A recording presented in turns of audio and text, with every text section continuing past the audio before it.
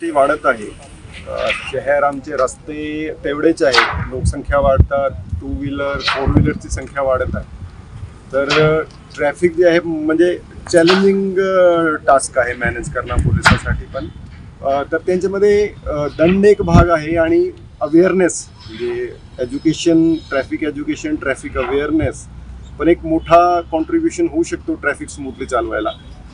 त्यामुळे आमच्याकडे कोल्हापूर पोलीसकडे एक ट्रॅफिक पार्क होता, ते आम्ही आज चालू केलेलं आहे. यांच्यामध्ये बेसिक माहिती, सिग्नलबद्दल माहिती, रोड क्रॉसिंगबद्दल माहिती, फुट ओव्हर ब्रिजची माहिती, झेब्रा क्रॉसिंगची माहिती आणि आम्ही बेसिक वेपन्स आणि ते पण डिस्प्लेला लहान मुलांसाठी ठेवलेले आहे. त्यांच्या मागचा उद्देश ते आहे की जे लहान मुले आहे त्यांना ट्रॅफिकबद्दल अवेअरनेस होईल.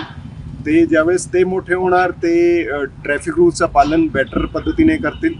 आणि इवन मला असं वाटतं की ते घरी जाऊन पण त्यांच्या पेरेंट्सपर्यंत पण आमचा मेसेज पोहोचतील की सगळ्यांना ट्रॅफिक नियमाची पालना केली पाहिजे. हेल्मेटचा वापर आहे, सीट बेल्टचा वापर आहे किंवा सिग्नलचा रूल्स आहे. तर त्यामुळे आम्ही आज ते ट्रॅफिक पार्कचं आमचं इनॉग्रेशन केलेलं आहे आणि ते पुढे ते RSPची मदतने जिल्हा परिषदेची शाळाची जेवढे विद्यार्थी आहेत जास्तीत जास्त विद्यार्थ्यापर्यंत आम्ही पोहोचू. त्यांना इकडे ट्रॅफिक पार्कची व्हिजिट करून घेऊ आणि त्यांच्या जास्तीत जास्त त्यांना ट्रॅफिक अवेअरनेस होईल अशा पद्धतीचं आमचं नियोजन आहे.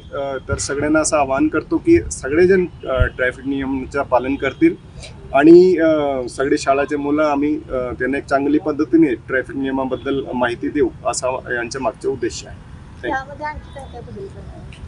यांच्यामध्ये म्हणजे जसे जसे आम्हाला माहिती भेटतील, सपोज ब्लिंकर्सचा इश्यू आहे आणि आणखी काय काय त्यांना कसा जास्तीत जास्त माहिती चांगली पद्धतीने म्हणजे त्यांच्या लेवलवरती जास्त टेक्निक गोष्ट न सांगताना त्यांना जे बेसिक माहिती जे ट्रॅफिकबद्दल असली पाहिजे ते त्यांचे मधलं टार्गेट आहे.